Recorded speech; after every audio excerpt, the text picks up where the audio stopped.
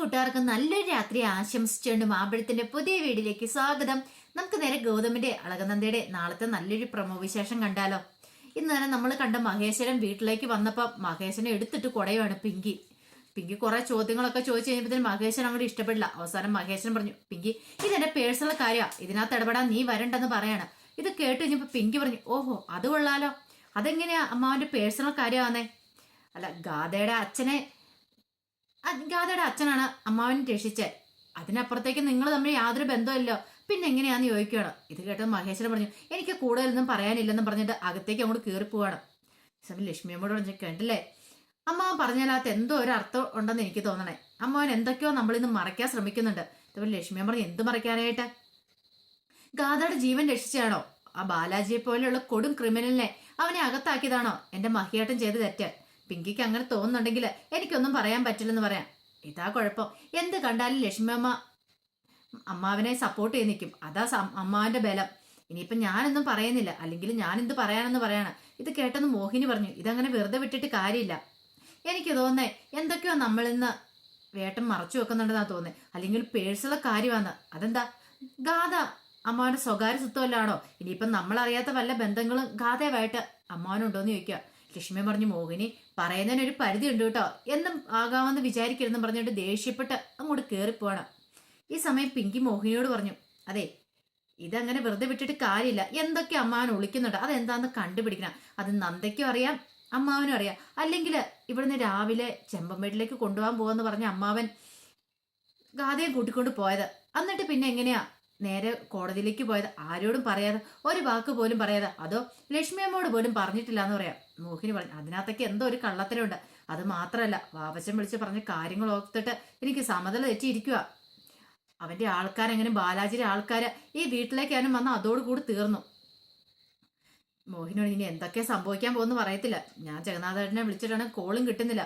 എന്റെ ജഗന്നാഥേട്ടനൊക്കെ എന്തെങ്കിലും പറ്റിയിട്ടുണ്ടല്ലോ, ഒന്നിനെ ഞാൻ വെറുതെ വിടാൻ പോകുന്നില്ലെന്ന് പറഞ്ഞിട്ട് ദേഷ്യപ്പെട്ട് മോഹിനി അങ്ങോട്ട് അകത്തേക്ക് കയറി പോവാണ്. അങ്ങനെ വൈകുന്നേരം ആയി കഴിഞ്ഞപ്പോഴത്തേനും ഗൗതം വീട്ടിലേക്ക് വരുവാണ്. അപ്പം നന്ദ ഹോസ്പിറ്റലിൽ നിൽക്കുക, നന്ദയും ഗാഥയും ഹോസ്പിറ്റലിലാണ്. അങ്ങനെ വീട്ടിലേക്ക് വന്നു കഴിഞ്ഞപ്പം അങ്ങോട്ട് ലക്ഷ്മിയമ്മ ഓടിച്ചെന്നു. ലക്ഷ്മിയമ്മ എന്നിട്ട് ചോദിച്ചു, എന്തായി മോനെ കാര്യങ്ങള്, ഹോസ്പിറ്റൽ എങ്ങനെയുണ്ട്, ഗാഥയുടെ അമ്മയ്ക്ക് എങ്ങനെയുണ്ട്, കുറവായെന്നൊക്കെ ചോദിക്കുകയാണ്. പിന്നീട് അവിടെ നടന്ന കാര്യങ്ങളൊക്കെ പറയാണ്.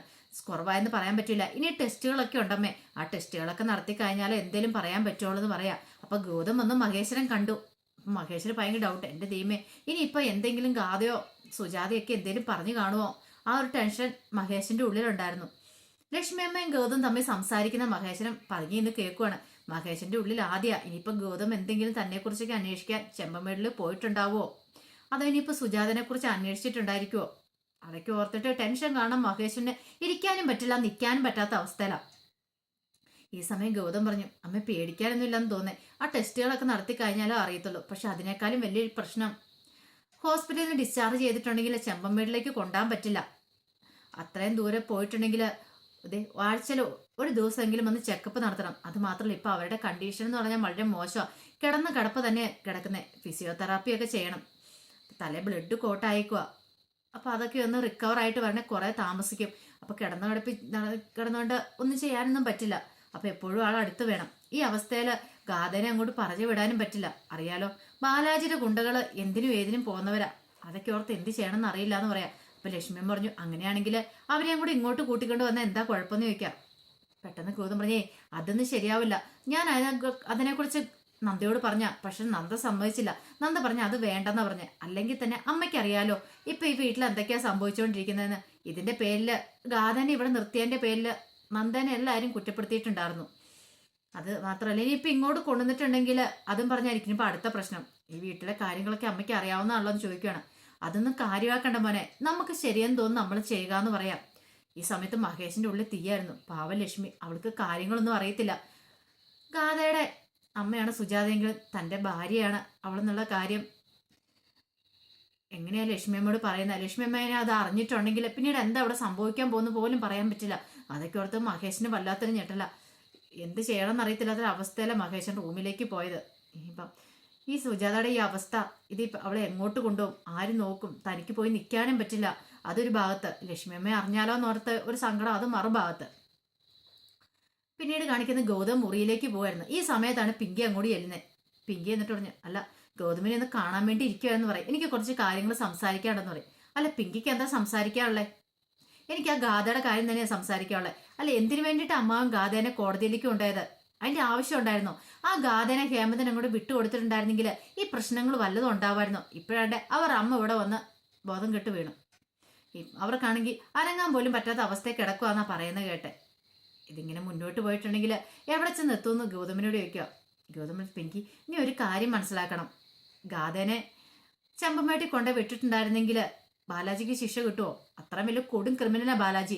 ആ ഒരു തെരുവ് ബാലികയെ ക്രൂരമായി പീഡിപ്പിച്ചു വന്ന് അവന് ശിക്ഷ കിട്ടണ്ടേന്ന് ചോദിക്കുകയാണ്. അല്ല അതിന്റെ ആവശ്യം ഉണ്ടായിരുന്നോ? അവന് ശിക്ഷ കിട്ടുമോ കിട്ടാതിരിക്കോ എന്നും ചെയ്യട്ടെ, അതിന് ഗാഥനെ കൊണ്ട് പോകേണ്ട ആവശ്യമുണ്ടോ? ഇനിയിപ്പോൾ എന്തൊക്കെയാണ് സംഭവിക്കാൻ പോകുന്നത്? ബാലാജിയിലെ ആൾക്കാർ വെറുതെ ഇരിക്കുമെന്ന് തോന്നുന്നുണ്ടോ? ഈ കുടുംബത്തിൽ നിങ്ങൾ മാത്രമല്ല ഉള്ളേ, ഞങ്ങൾ കുറേ ജന്മങ്ങളും കൂടെ ഉണ്ട്. ഞങ്ങളുടെ കാര്യം നോക്കണം. ഓ അപ്പം അങ്ങനെയാണല്ലേ? ഒരു കാര്യം ചെയ്യേ, പിങ്കിക്ക് അത്ര വലിയ പേടിയാണെങ്കിൽ പിങ്കിയുടെ വീട്ടിലേക്ക് പൊക്കോളാൻ പറയാം. അത് വീട്ടിലേക്ക് പോകാനല്ലോ ഗൗതം ഞാൻ ഇങ്ങോട്ട് വന്നേ. ഞാനൊരു കാര്യം തീരുമാനിച്ചു കഴിഞ്ഞു. ഒരു കാരണവശാലും ഗാഥ ഇനി ഹോസ്പിറ്റലിൽ നിന്ന് ഇങ്ങോട്ട് വരാൻ പാടില്ല. ഗാഥ മാത്രമല്ല ഗാഥയുടെ അമ്മയും വരാൻ പാടില്ലെന്ന് പറയാം. ഇത് കേട്ടൻ ഗൗതം ചോദിച്ചു, അല്ല ഇത് പിങ്കിയുടെ അവസാന തീരുമാനമാണെന്ന് ചോദിക്കുകയാണ്. അതെ, ഇപ്പൊ ഈ വീട്ടിലെ കാർന്നൂത്തി ഞാനല്ലേ, അപ്പൊ ഞാൻ പറയുന്ന കുറച്ച് കാര്യങ്ങൾ എല്ലാവരും അംഗീകരിക്കണമെന്ന് പറയാം. പെട്ടെന്ന് ഗൗതം പറഞ്ഞു, കാർന്നൂത്തി എന്നൊക്കെ ആണെങ്കിൽ ഒരു സ്ഥാനമുണ്ട്. ഇത്രയും കാലം ആരൊക്കെ ഇവിടെ ഈ കുടുംബത്തിൽ കാർന്നൂത്തിയായിട്ട് ഇരുന്നെങ്കിലും അവർ പറയുന്നതിനപ്പുറം ഒരു ധാർമ്മികബോധം. കാരണം നമുക്ക് ശരിയെന്ന് തോന്നുന്നു മാത്രമേ ഈ ഇന്ത്യവഴത്തുള്ളവർ ചെയ്തിരുന്നുള്ളൂ. അതിനപ്പുറത്തേക്ക് ആരും ഒന്നും ചെയ്തിരുന്നില്ല. ഇനിയിപ്പോൾ പിങ്കി ഏത് കാർന്നൂത്തിയാണല്ലോ രാജകുമാരിയാണല്ലോ എനിക്കൊരു കുഴപ്പമൊന്നുമില്ല. പക്ഷെ ഞാനൊരു കാര്യം തീരുമാനിച്ചിട്ടുണ്ടെങ്കിൽ അതിന് മാറ്റില്ലെന്ന് പറയാം. അല്ല ഗൗതം എന്താ തീരുമാനിച്ചിരിക്കുന്നത്? ഗാഥയ്ക്കും അമ്മയ്ക്കും പോകാൻ വേറെ സ്ഥലമില്ലെങ്കിൽ ഇനിയിപ്പോൾ ഗാഥനെ ഇങ്ങോട്ട് കൊണ്ടുവരണം നന്ദയുടെ ഇഷ്ടമെങ്കിൽ അവരിങ്ങോട്ട് കൊണ്ടുവരിക തന്നെ എന്ന് പറയണം. ഇത് കേട്ട പിങ്കി പറഞ്ഞു, അതൊന്നും ഒരിക്കലും നടക്കാൻ പാടാത്ത കാര്യങ്ങളാ ഗൗതം. നിങ്ങൾ നിങ്ങളുടെ കാര്യങ്ങൾ മാത്രമേ ചിന്തിക്കുന്നുള്ളൂ, ബാക്കിയുള്ളവരെ കുറിച്ച് ചിന്തിക്കുന്ന പോലും ഇല്ല. ഇന്ന് തന്നെ അമ്മാവൻ പറഞ്ഞു, അമ്മാവൻ്റെ പേഴ്സണൽ കാര്യങ്ങളത്, അതിനകത്ത് തലയിടാൻ പാടില്ലെന്ന്. ഇതിന് മാത്രം എന്താ പേഴ്സണൽ കാര്യങ്ങൾ ഇരിക്കുന്നത്? ഒരാളുടെ ജീവൻ രക്ഷിച്ചെന്ന് കരുതി അവരുടെ കുടുംബത്തെ മൊത്തം നോക്കേണ്ട ആവശ്യമൊന്നുമില്ലല്ലോ. അവർക്ക് എന്തെങ്കിലും സഹായം കൊടുത്തിട്ട് അവരെ അവരുടെ വീട്ടിൽ കൊണ്ടുപോയാക്ക്, അതല്ല നല്ലതെന്ന് ചോദിക്കുകയാണ്. ഇത് കേട്ടപ്പോൾ ഗൗതം പറഞ്ഞു, പിങ്കിക്ക് അതൊന്നും പറഞ്ഞാൽ മനസ്സിലാവില്ല. അതൊക്കെ മനസ്സിലാവണമെങ്കിലേ മനസ്സിനകത്ത് ഇച്ചിരി മനസാക്ഷി എന്നൊരു സംഭവം വേണം. ഇച്ചിരി ദയയും കാരുണ്യമൊക്കെ വേണം. കൂടുതൽ എനിക്കൊന്നും പറയാനില്ല, ഇപ്പൊ തന്നെ ഞാൻ ടയേർഡാ എന്നും പറഞ്ഞ് ഗൗതം അങ്ങോട്ട് അകത്തേക്ക് കയറി പോവാണ്. പിങ്കിക്ക് മനസ്സിലായി ഇത് ഗൗതമും നന്ദയും എല്ലാവരും കൂടെ ഒത്തോണ്ടുള്ള കളിയാണ്. ഇതങ്ങനെ വെറുതെ വിട്ടിട്ട് കാര്യമില്ലെന്ന്. ഈ സമയത്ത് ഹോസ്പിറ്റലിൽ നന്ദയുണ്ടായിരുന്നു, നന്ദയും ഗാഥയൊക്കെ ഉണ്ടായിരുന്നു. ഗാഥ അമ്മയുടെ അടുത്തിരിക്കുന്ന സമയത്ത് നന്ദ പുറത്തിങ്ങനെ ഇരിക്കുമായിരുന്നു. അപ്പോഴാണ് മിഥുൻ അങ്ങോട്ട് വരുന്നത്. മിഥുൻ വന്നിട്ട് എങ്ങനെയുണ്ട് സുജാതാൻ്റെക്ക്, എങ്ങനെയുണ്ട് കുറവുണ്ടോയെന്ന് ചോദിക്കുകയാണ്. ഇപ്പം ഒന്നും പറയാറായിട്ടില്ല, ഡോക്ടർ കുറേ ടെസ്റ്റുകളൊക്കെ ചെയ്യണമെന്ന് പറഞ്ഞേ, അതിനുശേഷം എന്തെങ്കിലും പറയാൻ പറ്റുള്ളൂ. പെട്ടെന്നുണ്ടായ ഷോക്കിൽ ബ്ലഡ് കോട്ടായിട്ടുണ്ടെന്നൊക്കെ പറയണം. അവസ്ഥകളെല്ലാം അവനോട് പറയണം, മിഥുനോട് പറയണം. എല്ലാം കേട്ട് കഴിഞ്ഞാൽ മിഥുൻ പറഞ്ഞു, നന്ദ വിളിച്ചു പറഞ്ഞപ്പോൾ ആകെ എനിക്ക് ടെൻഷൻ ഉണ്ടായത്. ബാലാജിക്ക് അവന് ശിക്ഷ കിട്ടി, പക്ഷെ അവൻ്റെ ഗുണ്ടകൾ വെളിയിലല്ലേ, അവന്മാരെന്തും ചെയ്യാൻ മടിയില്ലാത്തവനാന്ന് പറയണം. ഇത് കേട്ട നന്ദ പറഞ്ഞു, എന്ത് ചെയ്യാനാ, ഒന്നും ചെയ്യാൻ പോകുന്നില്ല.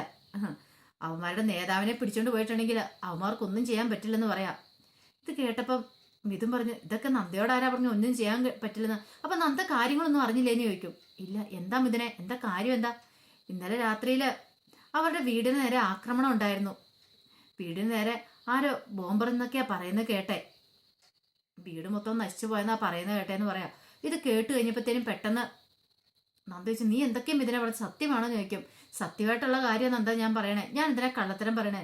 അപ്പം അതൊരു പക്ഷേ ബാലാജിയുടെ ആൾക്കാരായിരിക്കും, അവരായിരിക്കും ഇത് ചെയ്തതെന്ന് പറയാം. ഇത് കേട്ടപ്പോൾ നന്ദ പറഞ്ഞു, ഇതങ്ങനെ വെറുതെ വിട്ടിട്ട് കാര്യമില്ല, എത്രയും പെട്ടെന്ന് ഗൗതം സാറിനെ വിവരം അറിയിക്കണമെന്ന് പറയണം.